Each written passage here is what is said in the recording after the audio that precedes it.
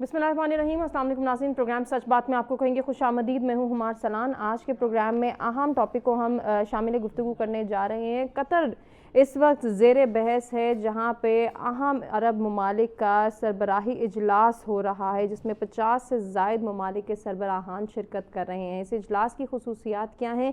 Basic एजेंडे की अगर हम बात करें तो गज़ा की सूरत हाल का जायज़ा, आने वाले टाइम में क्या हिकमत अमली अपनाई जाएगी और तमाम मुस्लिम ममालिक मिलकर, बिलखुसूस अरब ममालिक मिलकर क्या स्ट्रैटेजिकल अप्रोच अपना सकते हैं इसराइल के ख़िलाफ़। इस इजलास में ये चंद अहम नुकात तय होने के इम्कानात हैं। पाकिस्तानी वज़ीर आज़म शहबाज शरीफ साहब भी इस इजलास में वफ़द के हमरा मौजूद हैं। जिस तरह से हम बात कर रहे हैं कि इस इजलास की जो नौयत है वो ख़ासी अहमियत की हामिल है, एक ऐसे टाइम पे जब इसराइल की जानिब से कतर पर हमला भी किया गया है, और इसमें एक ट्विस्ट देखने में ये आया कि अमरीकी सदर की नाराज़गी नज़र आई हमें, और उसको हमने अपने प्रोग्राम्स में भी मेंशन किया, डिस्कशन में भी शामिल किया कि एक जानिब इसराइल की जानिब से ये दावा किया जा रहा है कि हमने कतर पर हमले से कबल अमेरिका को ना सिर्फ इत्तला दी थी, बल्कि अमेरिका ने हमें मुकम्मल सपोर्ट भी किया, मदद भी फराहम की। दूसरी जानिब हम अमरीकी सदर का जो बयान देखते हैं वो ख़ासे नाराज़गी का इजहार करते हैं, बरहम होते हैं इसराइली वज़ीर आज़म पर, और ये भी कहते हैं कि आपका ये फ़ैसला गैर दानिशमंदाना है। अब एक और स्टेटमेंट अमरीकी सदर की जानिब से जो आई है वो ये कहते हैं कि कतर अमरीका का ख़ास इत्तेहादी है, इसराइल को बहुत मोहतात रहना पड़ेगा। अगर हम ट्रंप की जानिब देखें कि ट्रंप ये बार बार इंडिकेट कर रहा है कि कतर जो है वो ख़ास इंपॉर्टेंस की हामिल है अमेरिका के लिए, और इसराइल को ये हमला नहीं करना चाहिए था, तो फिर इजरायली ओहदेदार या अफसर का ये बयान कि हमने तो अमेरिका को मुकम्मल तौर पर आगाह भी किया था और अमेरिका ने सपोर्ट भी फराहम की।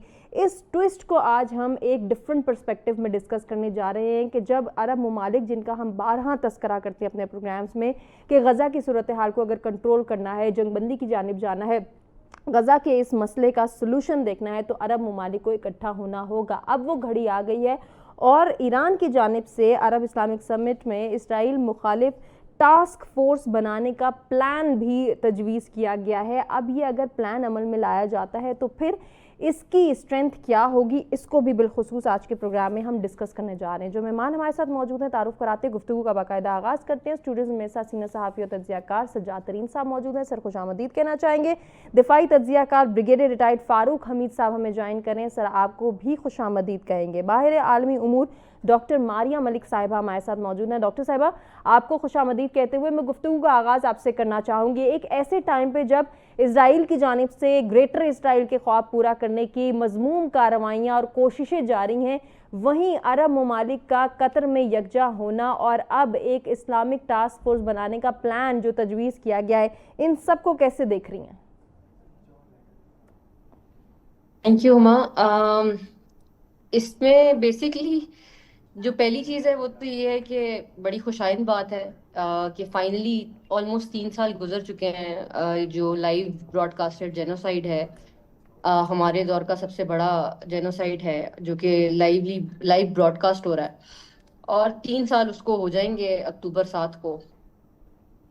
सो 3 साल बाद फाइनली मुस्लिम उम्मा को जो है थोड़ा सा उसमें हरकत उसमें आई है। तो खुशाइंद बात है, क्योंकि जाहिर है हमारा सबका इंटरेस्ट जो है वो यही है कि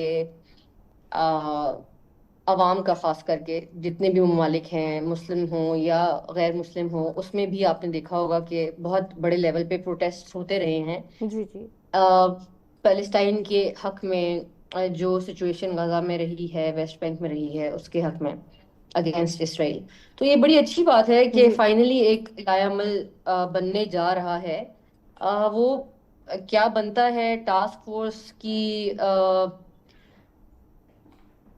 जी। उसको हम बना पाएंगे, उससे क्या काम ले सकते हैं, नहीं ले सकते, बट स्टिल वो तो बात की बातें हैं। लेकिन इन तमाम ममालिक का इकट्ठा होना आज वही बहुत बड़ी खुशाइंद बात है, क्योंकि फाइनली एक प्रेशर की सूरत हाल आपको नजर आएगी कि हम्म। हम एक प्रेशर डालने के लिए हमने कुछ हरकत करनी शुरू की है। आई थिंक यही जी। बहुत बड़ी बात है कि हम्म। आज हम इकट्ठे हों और आहिस्ता आहिस्ता उस पर एक हिकमत अमली बनाई जाए। हम्म। क्योंकि ये ऐसी चीज नहीं है कि आज हो जाएगी और कल उसको इम्प्लीमेंट भी कर दिया जाएगा। اس کا ایک مناسب وقت درکار ہے. ظاہر ہے اس میں اسرائیل تو شامل ہے ہی، لیکن اس بات کو بھی آپ بالائے طاق نہیں رکھ سکتے کہ اس کے پیچھے جو سپورٹ ہے ویسٹرن ورلڈ کی ان فارم آف گورنمنٹس اور اسپیشلی یو ایس کی، اس کو آپ اگنور نہیں کر سکتے. لیکن اس کے باوجود آئی تھنک کہ بہت بڑا ایک سٹیپ ہے کہ آپ اس پہ پریشر ڈالنے کی اس پہ آ گئے ہیں، اور فائنلی ظاہر ہے یو ایس پریزیڈنٹ نے اگر صرف ایک بیان دیا بیانات کی بھی ہے. حد تک نہیں ہے، آپ پریکٹیکلی بھی ہمیں کچھ نظر آ رہا ہے. سجاد صاحب اس کو کنٹینیو کیجئے گا. سر اوور آل جب ہم یہ سینیریو ڈسکس کرتے تھے تو ہم کہتے تھے کہ عرب ممالک، وہ ممالک جو پاور رکھتے ہیں، جو اتھارٹیٹیو ہیں، ان کو سامنے آنا ہوگا. اب ایٹ لیسٹ بیانات کی حد سے نکل کے ہم دیکھ رہے ہیں کہ عرب ممالک اب سامنے آئے ہیں. کیا اب مسئلہ غزہ ختم ہو جائے گا، یہ حل ہو جائے گا؟ دیکھیں، میں سمجھتا ہوں کہ یہ جو ایک کانفرنس ہو رہی ہے، اس سے اگر آپ یہ فیصلہ کر لیں کہ اس کا کوئی اتنا امپیکٹ بڑھے گا کہ اسرائیل جو ہے وہ غزہ پر حملے کرنے بند کر دے گا یا مسلمان ممالک پہ اور حملے نہیں کرے گا، تو میرے خیال ہے یہ ایک وہم ہے ہمارا.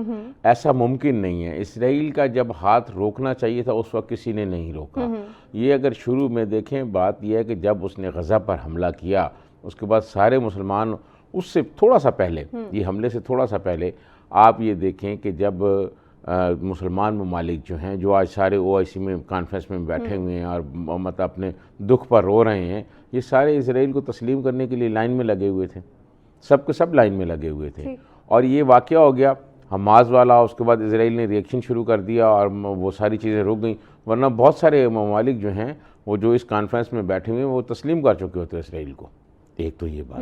دوسری بات یہ ہے کہ جب اسرائیل نے یہ کارروائی شروع کی، اس نے غزہ پہ کی. غزہ کے بعد پھر اس نے، آپ دیکھیں کہ ایران میں جو حماس کے لیڈر تھے ان کو مارا، پھر انہوں نے جو سید حسن نصر اللہ ہیں ان کو شہید کر دیا، ایران میں لیڈروں کو شہید کر دیا. تو اس پر کوئی نہیں بولا. ٹھیک ہے نا. آپ کو یاد ہے میں نے کئی دفعہ آپ کے پروگرام میں وہ ایک افریقی شاعر کی نظم کے 2 اردو میں اس کا جو ترجمہ ہے وہ میں سناتا ہوں کہ وہ میرے پڑوسی کو اٹھانے آئے تو کوئی نہ بولا، وہ پھر میرے دوسرے پڑوسی کو اٹھانے آئے تو میں نہ بولا، پھر جب وہ مجھے اٹھانے آئے تو کوئی بولنے والا ہی نہیں تھا. تو سوال یہ ہے کہ جب یہ ایک حملہ اس نے شروع کیا، ایران پر اس نے حماس کے جو لیڈروں کو شہید کیا، پھر ایران پر اس نے اٹیک کیا، تو اس وقت مسلم ممالک کہاں سو رہے تھے؟ پھر سید حسن نصر اللہ شہید ہو گئے، حزب اللہ کے بڑے لیڈر تھے. ٹھیک ہے، بڑا ان کا مطلب ایک رول تھا، کو سارے خاموش رہے. آپ کے مطابق اس وقت آگے آنا چاہیے؟ میں اس وقت آنا چاہیے تھا. اب قطر جو ہے، قطر تو امریکیوں کا اتحادی ہے. کیا طالبان کے جو مذاکرات ہوئے وہ قطر نے نہیں کرائے؟ پھر اس کے بعد ابھی جو معاملات چل رہے تھے حماس کے درمیان اور اسرائیل کے درمیان جو مذاکرات تھے، اور وہ مذاکرات بھی امریکہ کی خواہش پر ہو رہے تھے، امریکہ کی تجویز پہ ہو رہے تھے.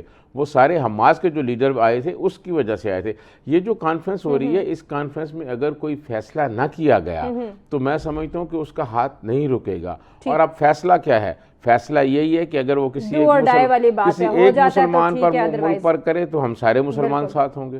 ٹھیک ہو گیا. سجاد ترین صاحب آپ کی بات ہی کنٹینیو کریں گے. بریگیڈیئر صاحب آپ کی جانب آنا چاہیں گے. سر 2 چیزیں جو ابھی ایک سجاد ترین صاحب نے مینشن کی اور ایک اس سے پہلے ٹرمپ کے بیان کو میں نے مینشن کرنے کی کوشش کی کہ قطر امریکہ کا اتحادی ہے. یہ تو ایک کھلی حقیقت ہے. قطر پر حملہ ہوتا ہے، امریکہ ناراض ہوتا ہے، لیکن اسرائیل کہتا ہے کہ ہم نے تو اطلاع بھی دے دی تھی، امریکہ نے سپورٹ بھی کیا.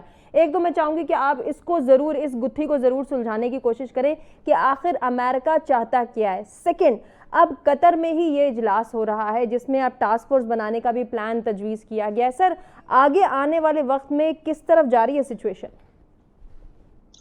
بسم اللہ الرحمن الرحیم. بہت شکریہ. میری آواز آ رہی ہے آپ؟ جی سر.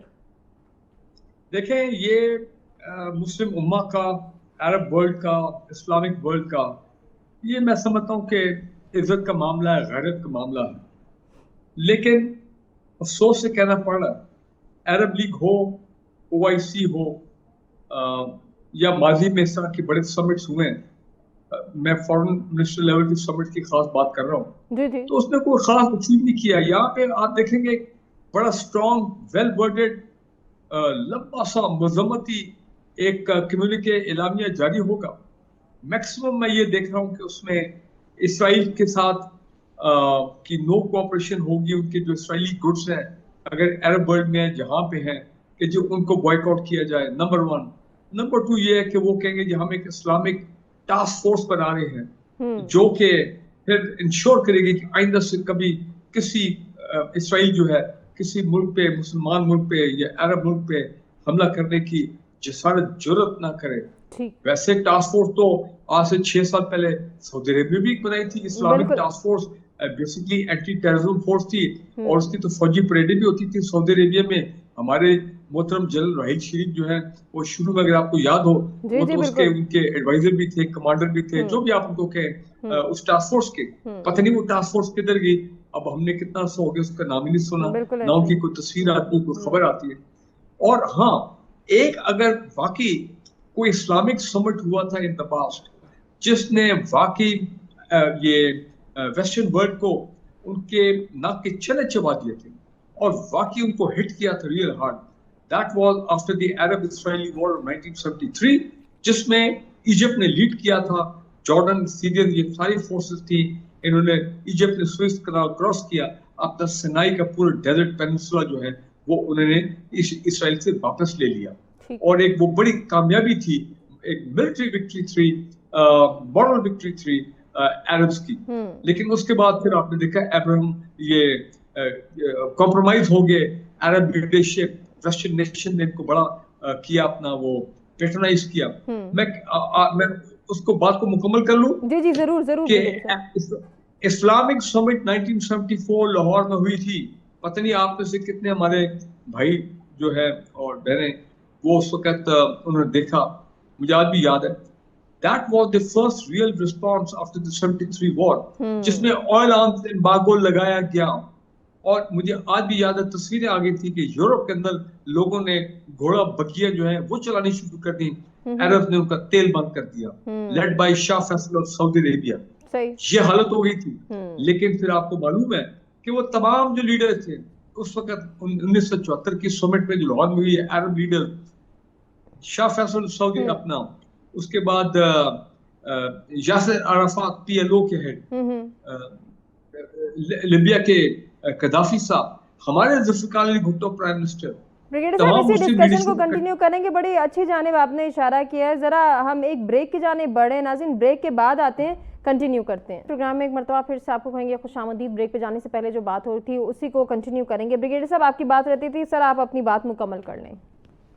جی میں کوئکلی یہ کہنا چاہ رہا ہوں کہ جس طرح 1974 کے اسلامک سمٹ نے بڑا ٹینجیبل رزلٹ دیا تھا اور ہلا کے رکھ دیا تھا یہ ویسٹرن ورلڈ کو آئل امبارگو سے, تو اس اسلامک سمٹ جو ہو رہی ہے ان کو بھی صرف کوئی اپنا اعلامیہ جاری کر کے وہ برخاست نہیں ہو جانا چاہیے. ان کو بھی چاہیے کہ باقاعدہ کوئی ڈیفینیٹ ایکشن لے. اگر یہ ایکشن نہیں لیتے ہیں ان دا فارم آف سم عرب اور اسلامک فورس جو کہ ایکشن کرے اگینسٹ اسرائیل, تو یہ اسرائیل کو موقع مل جائے گا, شے مل جائے گی کہ وہ آئندہ پھر کسی بھی عرب اور مسلم ملک کے اوپر وہ چڑھائی کرے یا اس کی خود مختاری کو وائلیٹ کرے, سوورینٹی کو وائلیٹ کرے.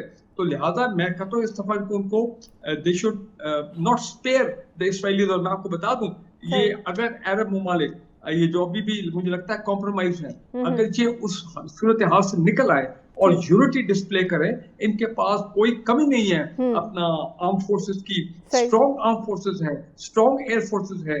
یہ چاہے تو بڑا اسٹرانگ میسج ایک مرتبہ تو دینا اسرائیل کو, تاکہ ان کو بھی پتہ لگے کہ آئندہ ہم جرات نہ کریں اس قسم کا کام جو ہم نے قطر کے ساتھ یہ وجہ فرما رہے ہیں. آپ کی بات کو آگے کنٹینیو کریں گے. ڈاکٹر صاحبہ ابھی جس طرح سے بریگیڈیئر صاحب بات کر رہے تھے کہ اب وقت آ گیا ہے کہ تمام عرب ممالک اور مسلم ممالک مل کر نہ صرف ایک ٹاسک فورس تشکیل دیں بلکہ پریکٹیکلی بھی کوئی ایسا ایکشن لیں کہ جس سے اسرائیل کو پتہ چل جائے کہ یہاں پر دوسرے ممالک بھی ایگزسٹ کرتے ہیں جو کہ طاقتور ہیں اور وہ اپنا دفاع جانتے ہیں. ایک جانب تو یہ بات ہے, دوسری جانب قطر کے وزیر اعظم نے بھی کہا کہ اسرائیلی حملے کا سخت اور مؤثر جو جواب ہے وہ دیا جانا چاہیے. یعنی کہ ہم قطر سے بھی یہ ایکسپیکٹ کر سکتے ہیں کہ آنے والے وقت میں وہ بھی اسرائیل کو کوئی جواب دینے جا رہا ہے. اب ٹرمپ کا بیان بیچ میں ابھی بھی جو ہے وہ کنفیوژن کریٹ کر رہا ہے کہ قطر ہمارا اتحادی ہے, اسرائیل پر ناراضگی ہے. کیا الاؤ کیا جائے گا ٹرمپ کی جانب سے قطر کو کہ وہ ایکشن لے؟ دیکھیں جی, پہلی بات جو آپ نے کی کہ کوئی سبسٹینشیل سٹیپ ہونا چاہیے, جیسے میرے سے پہلے بھی دو محترم حضرات نے بات کی, جی جی میں بالکل اگری کرتی ہوں اس سے. دیکھیں جب تک یہ سمٹ نہیں کال ہوئی تھی یا کانفرنس کال نہیں ہوئی تھی تب تک ایک جو ہے وہ کنفیوژن تھی کہ کیا کر سکتے ہیں مسلم ممالک. اب جب ہو گئی ہے اور اس کے بعد اگر کوئی کنکریٹ سٹیپ نہ لیا گیا تو یہ بڑی مضحکہ خیز بات ہوگی. اور اسرائیل تو پہلے بھی ایک بدمست ہاتھی کی طرح آپ کو پتہ ہی ہے کہ گھوم بھی رہا ہے اور جو منمانی اس کی ہے وہ کر رہا ہے. تو اس لیے میرا خیال ہے کنکریٹ سٹیپ لینا بڑا امپورٹنٹ ہے, وہ چاہے کسی قسم کے امبارگو یا سینکشنز کی صورت میں ہو, ٹریڈ سسپینشن کی صورت میں ہو, یا جو ایک ابھی آپ کو معلوم ہی ہوگا کہ جو ایک سمود فلوٹیلا کے نام سے لوگ جا رہے ہیں اسرائیل کا جو بنا ہوا حصار توڑنے کے لیے, جی جی, ایڈ پہنچانے کے لیے, اسی کو اگر آپ پش کر کے ایڈ پہنچا سکتے ہیں, میرا خیال ہے وہ ایک فرسٹ سٹیپ ہونا چاہیے اس کانفرنس کے بعد کے کسی طریقے سے آمادہ کیا جائے. تمام اتنی زیادہ کنٹریز ہیں, 50+ کنٹریز ہیں ماشاءاللہ. تو میرا نہیں خیال کہ آپ کا جب 1/3 ہاف آف دا ورلڈ اگر وہ انسسٹ کرتا ہے اور وہ کہتا ہے کہ جی آپ اس کے اوپر ایکشن لیں اور ایڈ تو کم سے کم پہنچائیں نا سب سے پہلے, اور اس کے بعد کلائے عمل پھر اس کے بعد دیکھا جائے کہ ہم اس کا دوبارہ ایک فالو اپ کانفرنس رکھیں گے. اچھا ڈاکٹر صاحب, اگر ابھی تک کی سچویشن دیکھیں تو اس کانفرنس کے بعد ابھی تک ہمارے پاس کوئی اعلامیہ نہیں آیا, کوئی اناؤنسمنٹ نہیں آئی, کوئی حکمت عملی نہیں آئی, کوئی عملی اقدام کی کوئی اناؤنسمنٹ نہیں آئی, تو کیا ہم اسٹل ایکسپیکٹ کر سکتے ہیں ان ممالک کے سربراہان سے کہ انہوں نے فیصلہ کر لیا ہوگا اور کوئی اسٹریٹجی سامنے آئے گی آنے والے وقت کے حوالے سے؟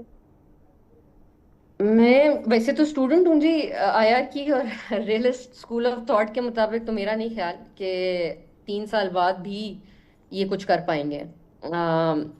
کیونکہ اگر کر سکتے تو جیسے میرے سے پہلے بھی انہوں نے حضرات نے بات کی, میرا خیال ہے وہ پہلا سٹیپ ہی کافی تھا جب جارحیت یا بربریت شروع کی گئی تھی.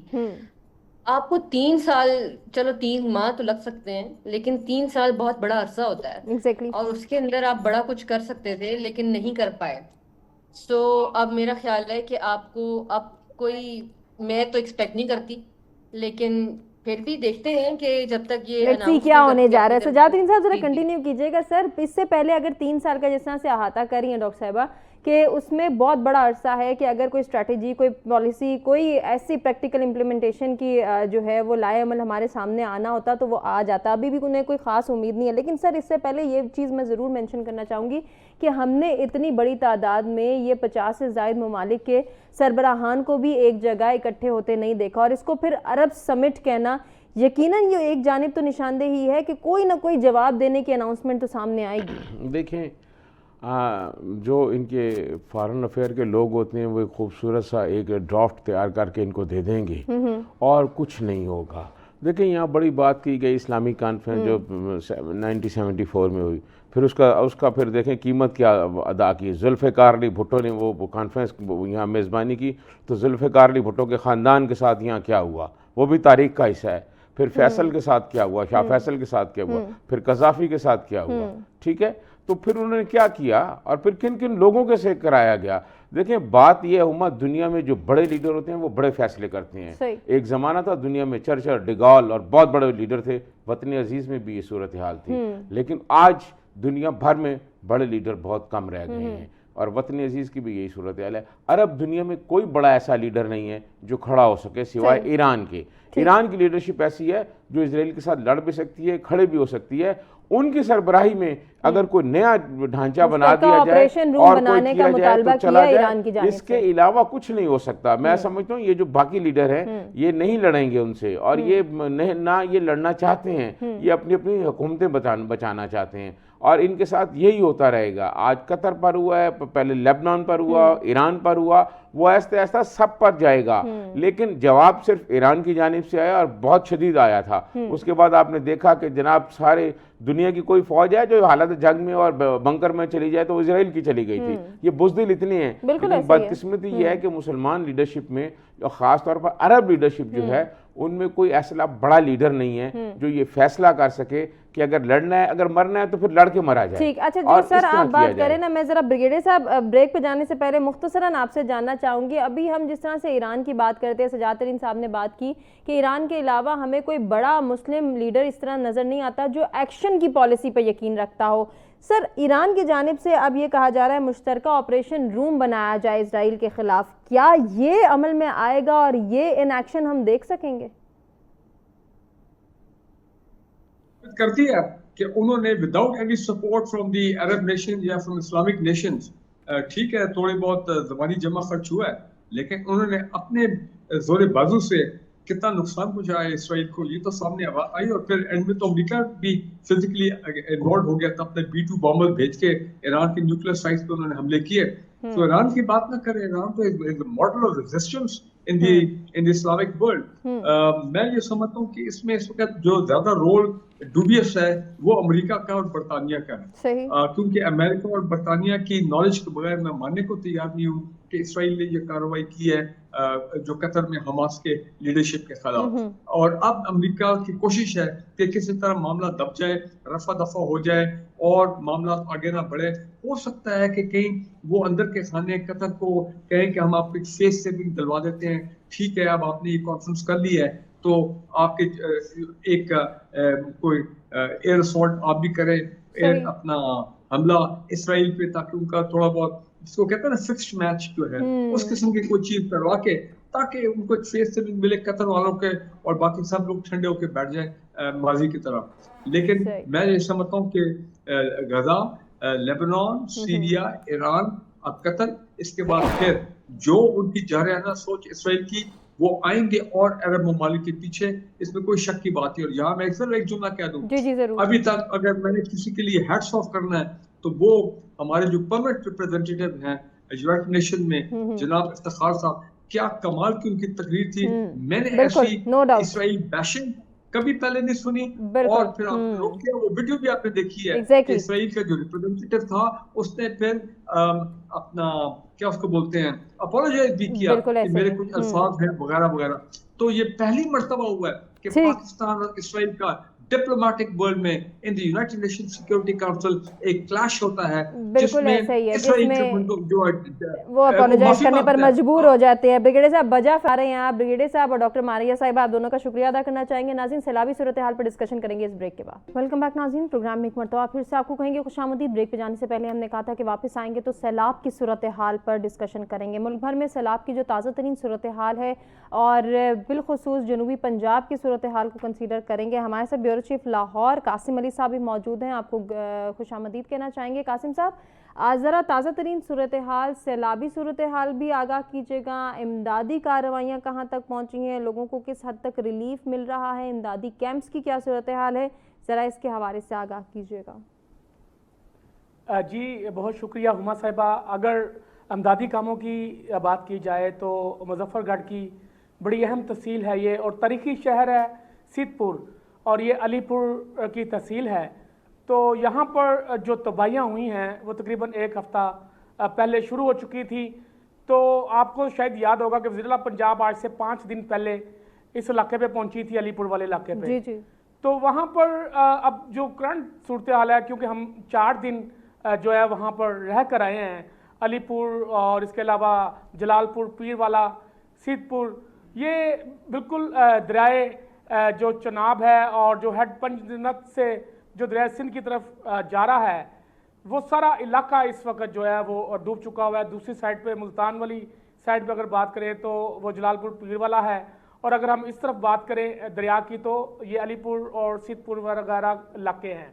तो यहाँ पर जो सूरत हाल है वो इंतहाई ख़राब है, और सीनियर सूबाई वज़ीर मरियम औरंगज़ेब और तीनों वज़रा भी 4 रोज़ से वहाँ पर मौजूद हैं। तो हमारी जो पहली मुलाकात है इनके साथ वो जलालपुर पीरवाला के मुकाम पर हुई है, जो कि शहर का आखिरी बंद है। तो वहाँ पर इनके साथ जब हमारी मुलाकात हुई तो वहाँ पर पंजाब हुकूमत के ये 3-4 वज़रा खुद पहुँच गए और वहाँ पर अमदादी कार्रवाइयों को बराह रास्त मॉनिटर करने लगे। लेकिन ये ज़रूरत क्यों महसूस हुई, उन इलाकों में वज़रा को खुद जाना पड़ गया? जो ब्यूरोक्रेसी थी मुकामी, क्या उनकी इतनी सलाहियत नहीं थी कि वो इन सैलाबज़दा इलाकों में काम कर सकें? लेकिन उसके बावजूद ये सीनियर मिनिस्टर साहिबा और 3-4 वज़रा वहाँ पहुँचे हैं। फिर इसके बाद इतनी देर में अलीपुर पीरवाला की शहरी वादियों तक जब पानी लग गया है परसों, तो हम वहाँ पर अलीपुर पहुँचे तो अलीपुर का एक बड़ा अहम इलाका है, तारीखी जगह है सीतपुर। तो वो पूरा इलाका जो है वो डूब चुका था। हम लती माड़ी से कश्तियों पे बैठकर जब वहाँ पहुँचे तो वहाँ पर मरियम कितने % आबादी को नुकसान पहुँचा? कासिम अली साहब ये भी बताइएगा। یہ 90% آبادی کو یہاں پر نقصان پہنچا ہے اور وہاں پر لوگوں کی جو زمینیں ہیں زرعی زمینیں وہ برباد ہو چکی ہیں. پھر اس علاقے میں جو گھر تھے وہ سیلابی پانی کے باعث بالکل گر چکے ہیں. لوگ وہاں پر شدید ترین مشکلات کا شکار ہیں. آج بھی وہاں پر وزیر اعلیٰ پنجاب مریم نواز شریف نے کیمپوں کا دورہ کیا ہے. ریسکیو آپریشن جو ہے وہ جاری ہے وہاں پر, لیکن کچھ لوگ جو ہیں وہ ان علاقوں میں چوری اور ڈکیتی کی واقعات جو ہے وہ بڑھ چکے ہیں. کشتیوں کے ذریعے چور جو ہے لوگوں کے گھروں میں داخل ہو کر جو ہے ان کا سامان چوری کر رہے ہیں, جن میں سولر پلیٹیں ہیں, سولر کی بیٹریاں ہیں. کیا اس کی روک تھام کے لیے کوئی ٹاسک فورس تشکیل دی گئی ہے؟ کیا انتظامیہ کو الرٹ کیا گیا ہے اس حوالے سے؟ دیکھیں وہاں پر میری بات ہوئی تھی, جو R P O D G Khan تھے سجاد حسن خان منچ, اور اس کے علاوہ ڈی پی او تھے غضنفر علی شاہ, تو میں نے ان کو سیت پور کے علاقے میں یہ بات بتائی تھی کہ یہاں پر چوریاں بڑھ گئی ہیں. تو آپ لوگوں نے یہاں پہ کیا انتظامات کیے ہیں؟ تو جس پر جو آر پی او ہیں سجاد حسن منچ, ان کا یہ کہنا تھا کہ ہم نے ان کے لیے جو ہے وہ اسپیشل بورڈز تیار کی ہیں, لیکن کیونکہ بہت بڑا علاقہ ہے اور اس علاقے میں نہ بجلی ہے, نہ موبائل فون کے سگنل ہے, نہ وہاں پہ انٹرنیٹ ہے, سارا انفراسٹرکچر وہاں پر تباہ و برباد ہو چکا ہوا ہے. چاہے وہ جلال پور پیر والا کا علاقہ ہے, چاہے وہ علی پور کا علاقہ ہے. جب چور وہاں پہ اپنی رسائی کر رہے ہیں تو پھر میرا خیال ہے کہ فورس کو اور انتظامیہ کو بھی وہاں پہ الرٹ کرنا پڑے گا. سجاد ترین صاحب, یہ جو سچویشن ابھی بتا رہے ہیں قاسم علی صاحب, بڑی افسوسناک ہے کہ مورلی بھی یہ غلط ہے, ایتھیکلی بھی ہم دیکھ رہے ہیں, لیکن شاید اب وہ دور ہی نہیں ہے کہ ہم ایتھکس یا مورالٹی کو ڈسکس کریں. لوگوں میں اب اتنا بھی جو ہے وہ جذبہ نہیں رہ گیا کہ وہ دوسروں کی چیزوں کی حفاظت تو دور, ان کو کم سے کم چرائیں نہ, وہاں پہ ڈکیتیاں نہ کریں. دیکھیں بات یہ ہے ہما, اگر تو کوئی لایانی گفتگو کرنی ہے تو یہاں بیٹھ کے ہم گھنٹوں کرتے رہتے ہیں, گھنٹوں ہم ایک لایانی سٹوری بھی کر دیں گے, وہ بھی کر دیں گے, اس کا کوئی فائدہ نہیں ہے. پرابلم یہ ہے کہ سیلاب تو آ گیا, سیلاب آنے کے بعد وہاں جنوبی پنجاب میں, وہاں خود تھا پچھلے 2 دن میں وہیں رہا ہوں, وہ میرا سارا علاقہ ہے, وہاں جو صورتحال ہے وہاں اتنی خراب ہے کہ لوگوں کو نہ دوائیں مل رہی ہیں, نہ خوراک مل رہی ہے, نہ کوئی اور چیزیں مل رہی ہیں. کچھ نشتر اسپتال کے ڈاکٹروں کی کچھ ٹیمیں ہیں جو وہاں گئی ہیں, وہاں وہ ٹیمیں ان کو دوائیں دے رہی ہیں, لیکن ٹیمیں بہت کم ہیں, لوگ بہت کم ہیں. وہاں خواتین اور بچے مختلف بیماریوں کا شکار ہو رہے ہیں, لوگوں کے پاس کھانے کے لیے کچھ نہیں ہے. اور یہ کیا انتظامیہ کے لوگ کر رہے ہیں؟ آپ کو پتہ ہے کیا ہو رہا ہے کہ جنوبی پنجاب میں جتنے جانور جو ہیں وہ سیلاب کی نظر ہوئے ہیں, وہ سیلاب میں مر گئے ہیں, ان کے گوشت جو ہے جنوبی پنجاب کے مختلف شہروں میں بیچے جا رہے ہیں. انتظامیہ کو کوئی پتہ نہیں ہے, وہ مردہ جانوروں کے گوشت فروخت کیے جا رہے ہیں. اور اس حوالے سے یہ ایسی ٹائم ختم ہو گیا, معذرت کے ساتھ مجھے انٹرپٹ کرنا پڑا. اپنے تمام مہمانوں کا شکریہ ادا کرنا چاہیں گے جنہوں نے قیمتی وقت اور قیمتی تجزیے سے آگاہ کیا. ناظرین, آپ سے اجازت لینے کا وقت ہے. اللہ نے